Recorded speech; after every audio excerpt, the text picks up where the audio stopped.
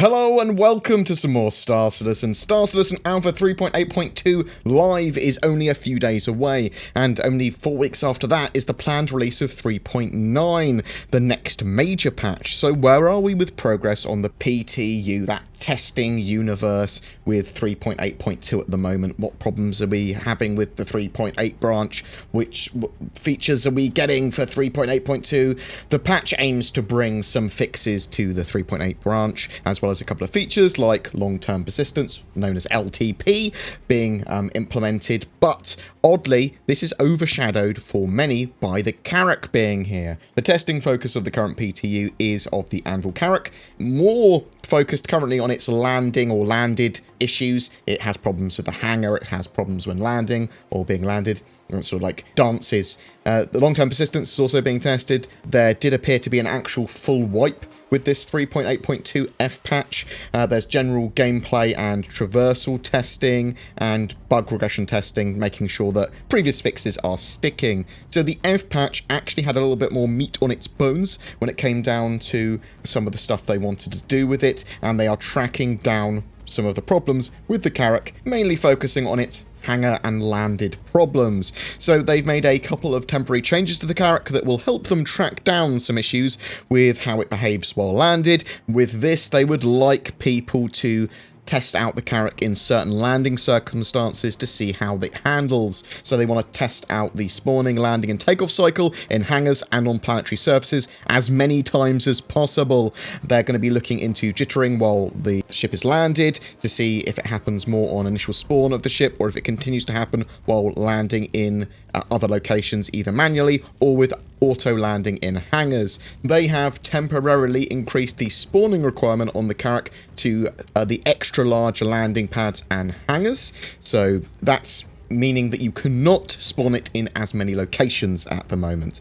They're tracking down issues related to the CARRACK clipping into hangar objects and doors, and have temporarily made this change while they continue to investigate what's going on with that. This will limit spawning of the ship to Area 18 and Lorville. So at the moment, you can only spawn it at Area 18 and Lorville, Hurston. That's a little bit upsetting for some people because, you know, it's nice to fly it around Port Olisar. It worked fine on Port Olisar's pads for the most part.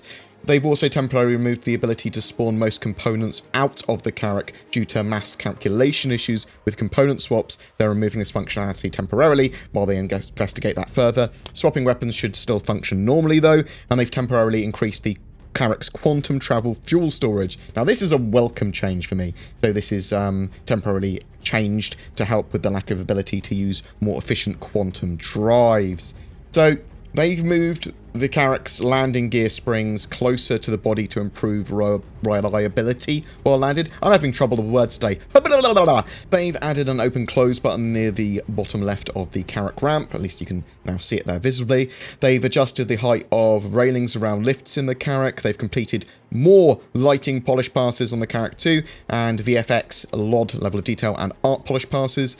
The CARRACK VTOL thruster VFX should now show correctly, and they fixed a client crash as well. The CARRACK just keeps on getting more and more love with this patch, so that kind of makes sense. It also now has a quantum fuel capacity of 88,000, which is plenty for the ship in my opinion. Now it just needs a way of mining or producing quantum fuel. Yes, once they've got the ability to change its systems back, you can change for a more efficient quantum drive, and if they reduce it to 44,000 or 22,000, I mean, really 30,000 or more is, I think, okay for the ship, but the more the better quantum fuel capacity in my opinion. But the main concern for me at this stage of the CARRACK is the ability to be self-sufficient in space for long periods of time, potentially days, without having to come back to port. That's what I need it for. That's what I want it for. Therefore, it needs to be able to collect and create food, drink, water, fuel, and to some extent repair itself. There are onboard facilities for minor repair and med bay to look after your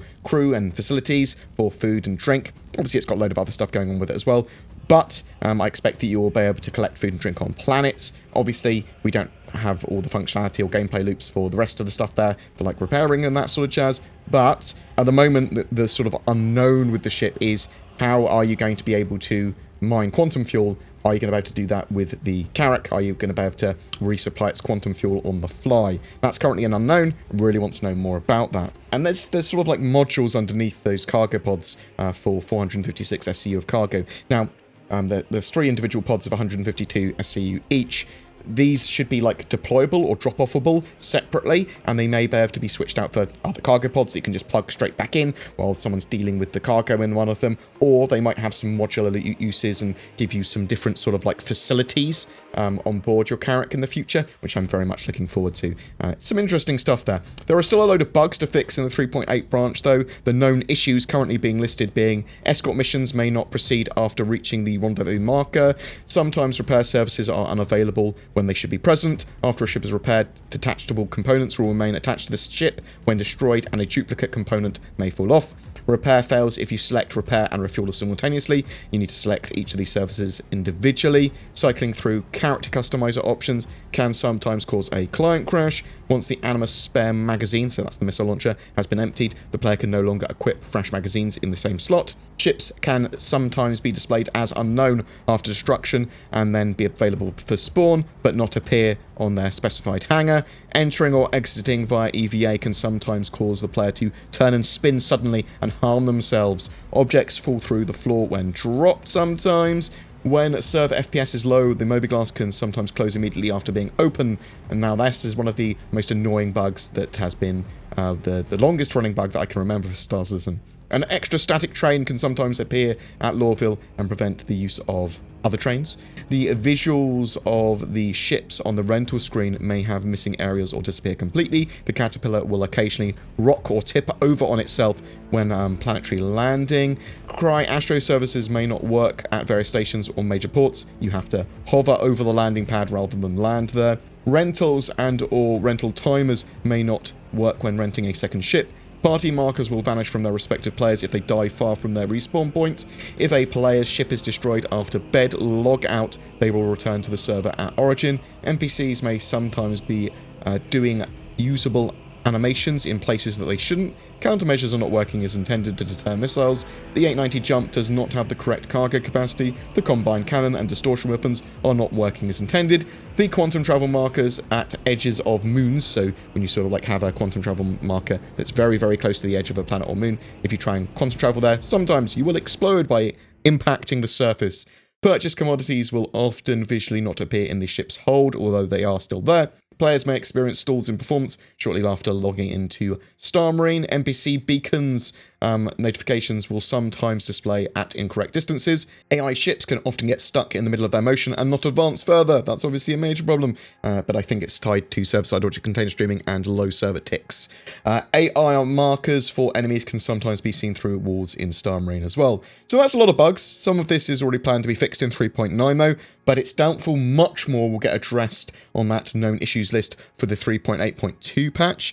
Beyond getting the CARRACK into a good state and general performance and stability of the patch getting to a good level, I would expect a CARRACK sale as well when that patch goes live. There is an Expedition skin that looks like it might be available at the same time too, which is very similar to the Mantis's skin, sort of like white with red and black accents. It's likely the Pisces C8 and C8X upgrades and ship will be available at the same time. And that's where we sort of stand with 3.8.2 at the moment. We should have it in our hands live for the end of the week. Until then, it's in open PTU. So get testing if you have spare time and the inclination to do so. But I'm interested to know what you think. Is the CARRACK or long-term persistence what you're most looking forward to in 3.8.2? Do you think that long-term persistence might carry over to 3.9 and 4.0. It'd be amazing if it does. Or do you think we're going to still see lots of resets all the time? Do you own a CARRACK or want one? How much do you think the CARRACK will be to buy in-game once it's released and available in-game to purchase? Whatever your thoughts, I'd love to hear from you in the comments below.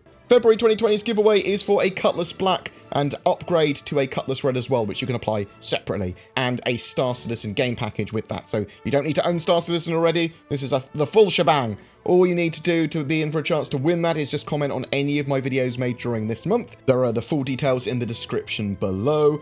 I'm a massive shill for a couple of services that you might find useful. Nordvpn, they provide an affordable VPN service that provides many improvements over a free VPN. I use them. They have a huge range of servers, allowing you additional safety, security, and help you get access to content. It's usable while you're playing games or streaming or whatever. You can find the links down below, or use the code BoredGamer to get up to 70% off and an additional free month as well. There's Shadowtech as well. They are a subscription-based cloud gaming PC service, allowing you to stream a gaming PC environment to another device, meaning that you don't need to own a gaming PC or upgrade. You can stream to your phone, you can stream to a lesser PC or a laptop or whatever. They are planning some amazing 4K gaming systems for 2021, and there's a waiting list for them, but you can use their boost service, which is great for Star Citizen currently, and new accounts will activate in April for that. Right in time for Star Citizen Alpha 3.9. Again, links below, and use the code BoredGamer for discount. BoredGamer is a community-supported channel, and you can help by liking, subscribing, and sharing these videos, as well as sharing your feedback in the comments below, or even emailing me at contact@boredgamer.co.uk. There's loads of links below to all my sort of social medias and Discord servers and all that sort of jazz. Viewers that would like to go beyond that, there is Patreon and YouTube channel membership. The join button below the videos, that gives us extra money so that I can, expand the channel and buy hardware and all that sort of jazz. It really does help. There are some bonuses and exclusives for those people as well, but I do want to make content for everyone regularly, so you are helping support that. Content for everyone! Woo! Thank you so much for watching. I wish you good fortune for February and in the verse.